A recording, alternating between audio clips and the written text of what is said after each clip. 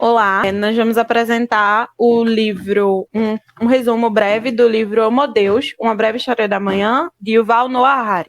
Primeiro ele começa falando sobre a agenda humana, que durante muito tempo, o que era prioridade para os humanos. E nessa sessão ele deixa bem claro que a prioridade era fome, peste e guerra. E ele, a respeito da fome, ele deixa uma citação. Ele fala em torno, né, durante um tópico inteiro sobre a fome, e ele diz que, até recentemente, a maioria dos seres humanos vivia no limite mesmo da linha da pobreza biológica, abaixo da qual as pessoas sucumbem à desnutrição e à fome. Então, em paralelo, ele traz que atualmente isso não é mais uma prioridade, porque as pessoas hoje em dia morrem mais de obesidade do que necessariamente de fome. A obesidade chega a ser o triplo de causa de morte por ano do que de fome. A respeito da peste, é um tópico controverso de falar, porque esse livro é de 2015, então ele não se encaixa no cenário atual de prioridade, visto que nossa prioridade no momento é a vacinação contra a Covid-19. Mas ele diz que a peste deixou de ser prioridade porque o avanço da medicina ajudou a justamente combater a proliferação desses agentes patogênicos. E ele diz que uma das maiores causas, a segunda citação fala, que a humanidade ficou ainda mais vulnerável a epidemias graças à combinação de dois fatores: aumento da população e meios de transporte mais eficientes, porque antes você precisava de muitos meses, semanas, para viajar de um lugar para outro. E hoje em dia isso é muito rápido, questão de horas, e no máximo dias você consegue ir para o outro lado do mundo.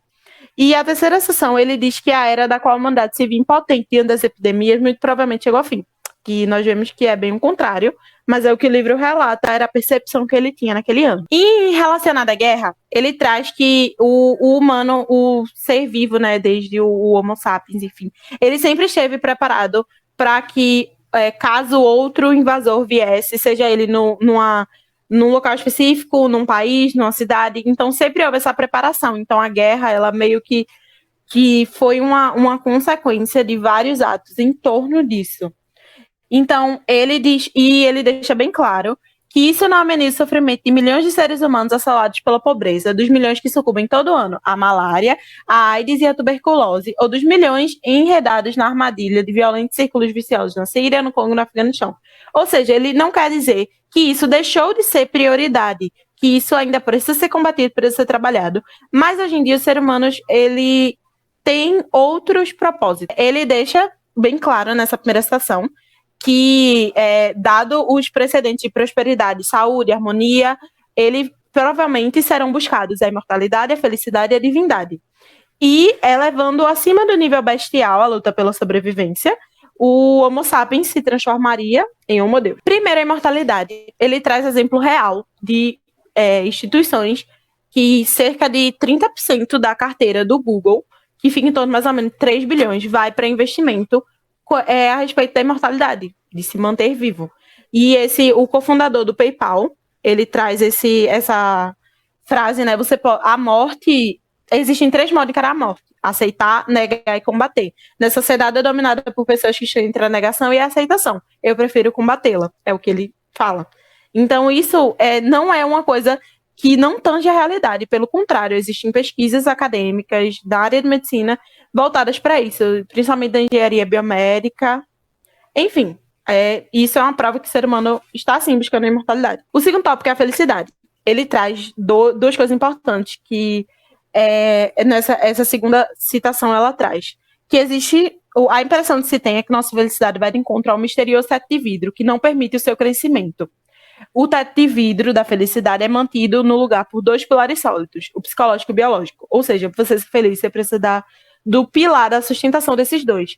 E assim, no ponto de vista dessa coisa, tem o estímulo, ele fala desse tópico sobre as drogas, listas e ilícitas, de que cada vez mais os antidepressivos, os ansiolíticos que as pessoas, para trazer essa busca por felicidade, as drogas, ele tem um tópico dedicado ao LSD e ao êxtase, que ele fala de por que as pessoas procuram esse tipo de droga ilícita, e isso é responsável por todo um contexto de tráfico por trás, que acarreta, né, em torno dessa busca pela felicidade.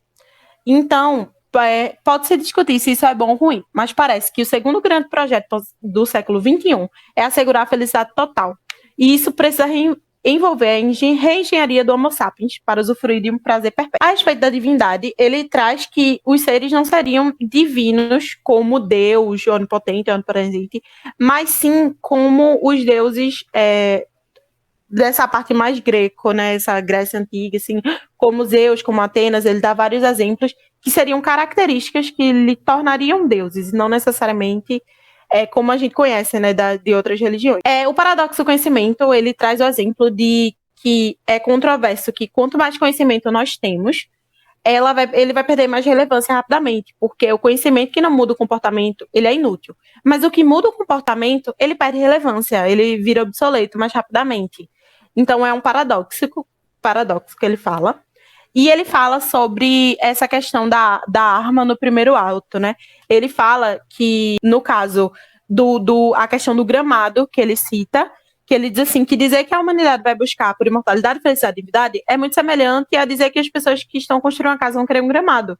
Porque, muito tempo atrás, um gramado era sinônimo de riqueza. Grandes reinos que tinham gramados verdes e bonitos eram ricos. E o contrário também significa que algo ia ruim financeiramente. Então, dizer que o ser humano vai buscar por esses 3 tópicos é a mesma coisa dizer que vai querer um gramado de jardim. Então, se eu tiver os 3, mais feliz eu vou ser. E falando agora da parte 1, ela é bem breve comparada à introdução. E, basicamente, no Antropoceno, ele trabalha a questão dos algoritmos. Que toda a nossa evolução ela é baseada em algoritmos. A evolução desde um chimpanzé, que é o exemplo que ele traz, até um porco, e nós, como seres humanos. Ele diz um exemplo bem interessante do chimpanzé, que ele fala que tem um chimpanzé, um cacho de banana e um leão. E o chimpanzé pensa, através disso, num algoritmo próprio dele, que será que aquela banana tá verde? Será que ela tá madura? Será que vale o risco eu correr? Será que se eu pular para essa banana o leão vai me pegar? Será que ele é mais rápido que eu? Será que não é? Então, todas essas questões é trabalhar em algoritmos, e nossa evolução é dada toda acerca desses algoritmos, é o que trabalha no Antropoceno. Já na Epifania, ele fala um pouco sobre a relação do homem com o animal e com o meio, né? E ele traz também essa questão ele traz um questionamento muito importante de que o quão superior nós somos a ponto de causar, no caso, como é que eu posso falar? Coisas ruins em animais a ponto de realmente eles sofrerem, né? Então, é assim que ele fala, e ele finaliza dizendo: se os humanos não tivessem aprendido a cooperar com flexibilidade em grande escala, nossos cérebros achutos e nossas mãos ágeis ainda estariam quebrando lascas de pedras e não átomos de urânio. Então ele tenta meio que dizer que não é justificável isso, e ele compara como, imagina uma inteligência artificial muito mais inteligente e próspera que nós. Será que eles teriam o direito de nos matar, nos abrir, enfim, para fins de estudo?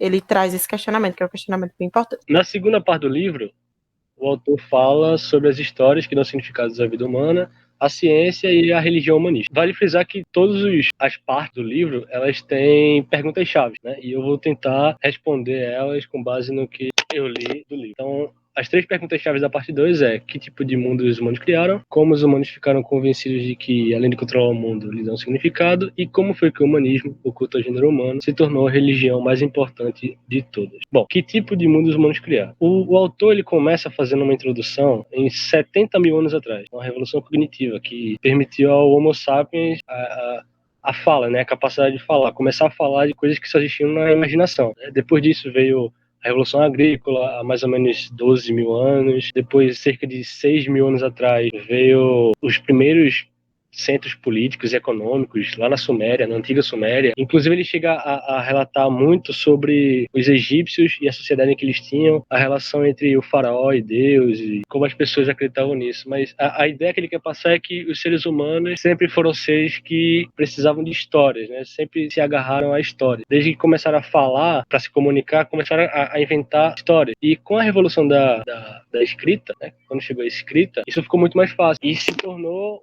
um dos principais pilares para a evolução da nossa sociedade, né, como um todo. Então, uma frase-chave do primeiro capítulo dessa segunda parte diz que no século XXI nós vamos criar mais ficções poderosas e mais religiões totalitárias do que em qualquer era anterior. Né? Com a ajuda da biotecnologia e de algoritmos computacionais, essas religiões não só controlarão nossa existência minuto a minuto, como serão capazes de configurar nossos corpos, cérebros e mentes e de criar mundos inteiramente virtuais. Ser capaz de fazer a distinção de ficção e religião ficará, portanto, mais difícil, porém, mais vital do que jamais foi antes. Então, ele começa a trazer uma abordagem sobre ciência e religião, explicando o contexto de como surgiu, e depois ele explica, né, no capítulo seguinte, o que ele chama de um estranho casal, que seria a ciência moderna e a religião. Ele chega até a se questionar algumas vezes como a ciência se relaciona com essa religião. Embora pareça que ele critica muito as religiões, ele defende bastante a espiritualidade. Ele diz que a religião é um trato e a espiritualidade é uma jornada. Ele não fala sobre as mesmas coisas, né? Mas no quesito como a ciência se relaciona com a religião, a resposta é que existem duas vertentes que falam sobre isso, né? Uma é que a ciência e a religião são inimigas e que a história moderna foi escrita pela luta constante entre o conhecimento científico e a superstição religiosa. E a outra diz que a ciência estuda fatos e a religião fala sobre valores. Então, dessa forma, eles não têm como, né, não existe nenhum meio para se encontrar. E em algum momento o autor chega até explicar que a religião está interessada, acima de tudo, na ordem, com o objetivo de criar e manter a estrutura social, né? E a ciência está interessada, sobretudo, em poder, como, por exemplo, poder para curar doenças ou produzir alimentos ou armas, tecnologia de guerra, enfim. Então, mesmo que os religiosos, né, e cientistas estejam preocupados com a verdade, vamos dizer assim, a ciência e a religião, falando como sendo estruturas, né, elas preferem a ordem e o poder acima de tudo. Por isso, elas andam bem em harmonia. Então, assim, que tipo de mundo os humanos criaram? Os humanos criaram um mundo baseado em ciência e religião. A busca constante pelo avanço tecnológico e a grande fé em histórias ficcionais que têm como objetivo manter a ordem, criar e manter uma estrutura social. E a relação se dá por ambos preferirem a ordem e poder. Bom, a segunda pergunta é como os humanos ficaram convencidos de que, além de controlar o mundo, ele deu significado. É o capítulo que fala sobre a aliança moderna, que ele discorre bastante sobre o que é a modernidade, né? O autor diz que a modernidade é um contrato, e esse contrato ele é bem simples e pode ser resumido, inclusive, em uma única frase, que os humanos concordam em abrir mão de significado em troca de poder. Então, até os tempos modernos, a maioria das culturas acreditavam que os seres humanos desempenhavam algum papel, que eles faziam parte de algum grande plano cósmico e que a gente não tinha capacidade de fazer nada, não podia determinar ou mudar alguma coisa. Mas a cultura moderna meio que rejeita essa crença de um grande plano cósmico e diz que não é nenhum ato, né? Como ele fala, não somos atores em qualquer drama maior que a vida. A vida não tem roteiro, não tem dramaturgo, não tem diretor, nem produtor. Tão pouco significado. Então o que acontece é que a gente começa a entrar, né, com a modernidade, a entrar numa crise existencial. Então, embora a gente seja uma cultura extremamente poderosa, talvez a mais poderosa da história, com todos os avanços tecnológicos, a gente cresce infinitamente em pesquisa, a gente inventa, descobre e continua crescendo, a gente se tornou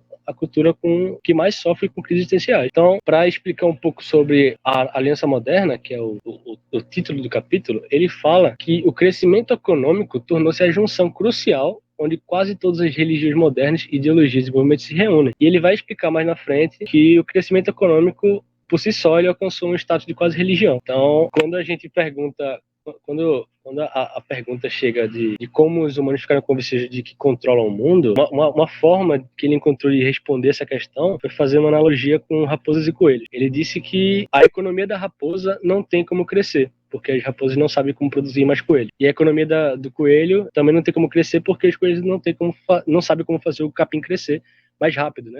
Mas a economia humana, ela pode crescer sim, porque os humanos são capazes de descobrir novos materiais e fontes de energia. Ou seja, é como se o que nos diferenciasse dos demais animais que habitam na Terra é a nossa capacidade de controlar um recurso que a raposa e o coelho não conseguem controlar, que é o conhecimento. O conhecimento, ao contrário de matérias-primas e energia, que são os recursos esgotáveis, né, que quanto mais se usa, menos se tem, é um recurso em crescimento. Quanto mais você usa, mais você obter. Então, embora a gente viesse num conflito de crescer o ritmo pelo progresso científico e crescimento econômico e mesmo assim ter essa crise de o que vamos fazer, cresceu um movimento que foi um movimento revolucionário que deu um significado talvez não só para o mundo, mas mais para a gente como seres humanos, que foi o humanismo. Então a pergunta ela pode ser respondida se a gente entender que o que vai ser tratado no próximo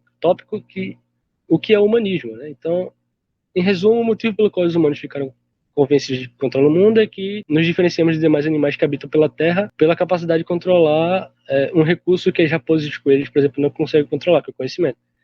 E além disso, segundo o autor, o gênero humano hoje não é mais somente o mais poderoso, né? O mais poderoso do que nunca, é também muito mais pacífico e cooperativo. Isso se dá pela ascensão de uma nova revolucionária religião que deu significado para a humanidade, o humanismo. Bom, e para a última pergunta, eu trouxe uma citação que responde bastante sobre o que foi o humanismo e por que se tornou a religião mais importante de todas. Ele diz que o humanismo é um credo revolucionário que conquistou o mundo dos últimos séculos.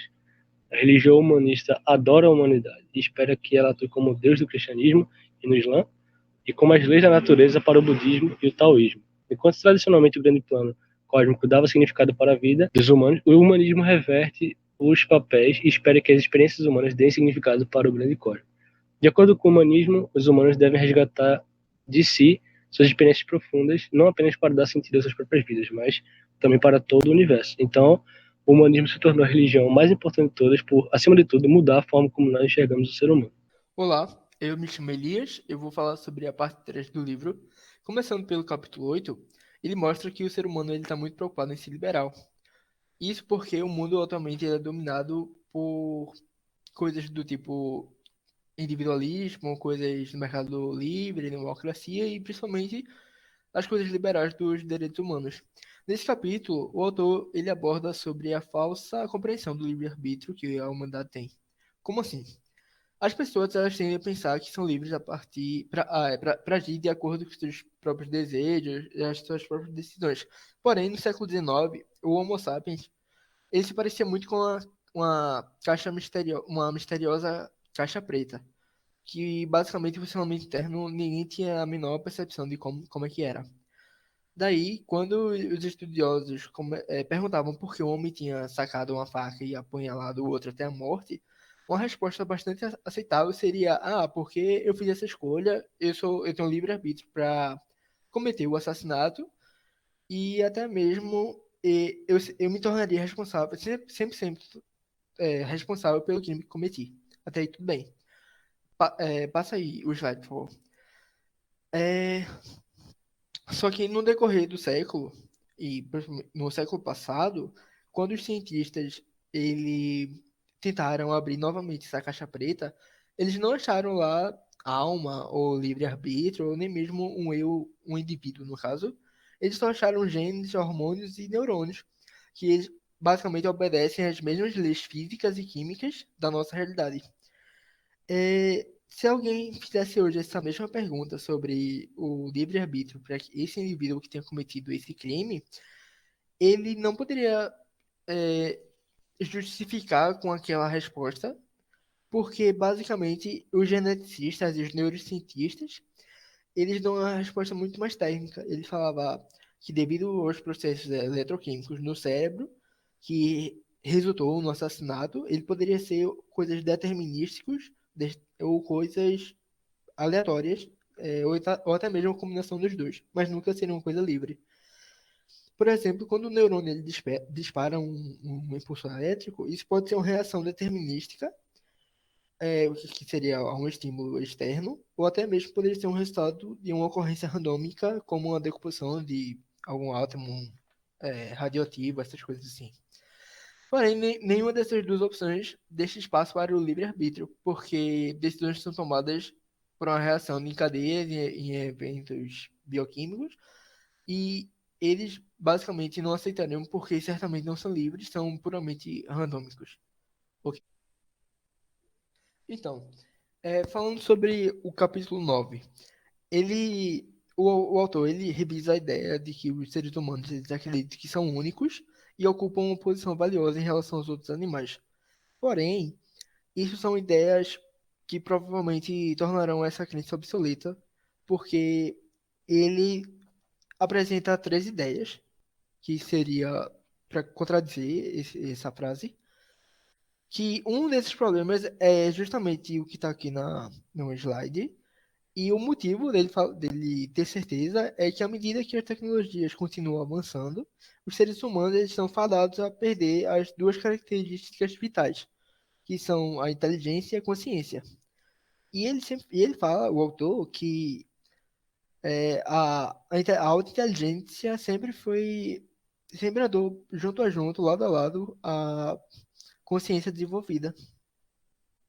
E que é menos provável que os exércitos eles funcionem adequadamente sem duas características, porque eles precisam ser bem orientados para efeitos subsequentes que a associação com a tecnologia avançada provavelmente trará. E a outra coisa também muito importante é que nesse capítulo ele dá a visão de que organismos são basicamente organismos ou sistemas no geral, eles são basicamente algoritmos. E a seleção natural, ela molda a existência no mundo, e aqueles que são aptos seriam justamente os que sobreviveram aos piores cenários possíveis. Ok.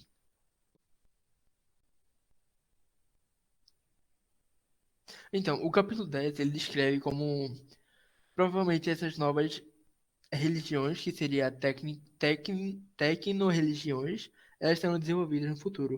Pode não parecer, mas tem uma relação muito profunda entre essas novas religiões e o campo da ciência.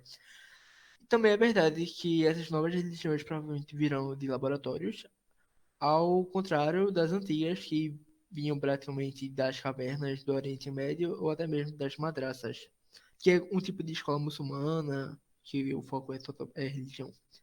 As pessoas também verão muita esperança em relação a essa nova religião por conta da aplicação dela no dia a dia, que seria basicamente resolver seus problemas com mais facilidade. E também seria uma coisa muito fácil de conquistar o mundo, porque ela estaria prometendo salvar através de algoritmos e coisas genéticas. Outra coisa muito legal é que é muito mais fácil as pessoas acreditarem em coisas que elas já viram, coisas no dia a dia, coisas práticas, do que apenas histórias contadas pelos seus antepassados e tal.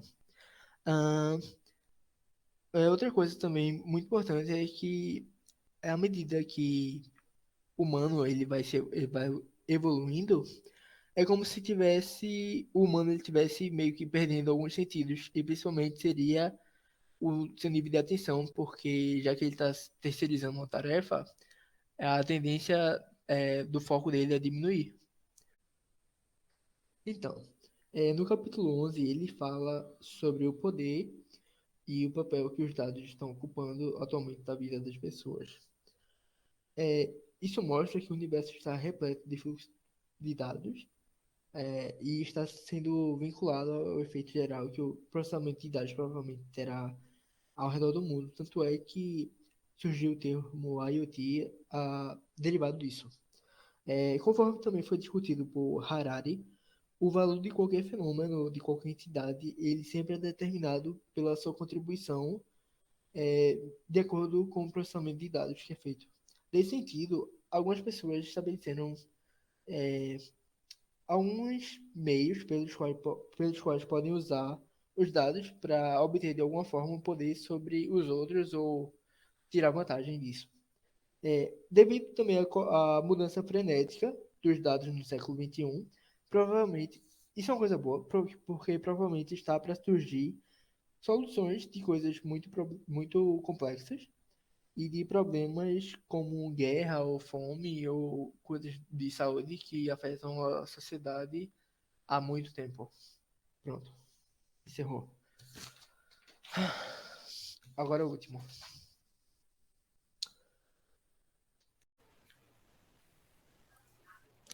E essa última parte, que fala a respeito dos questionamentos que o livro trouxe ao terminar. Será que os organismos são apenas algoritmos e a vida é apenas processamento de dados?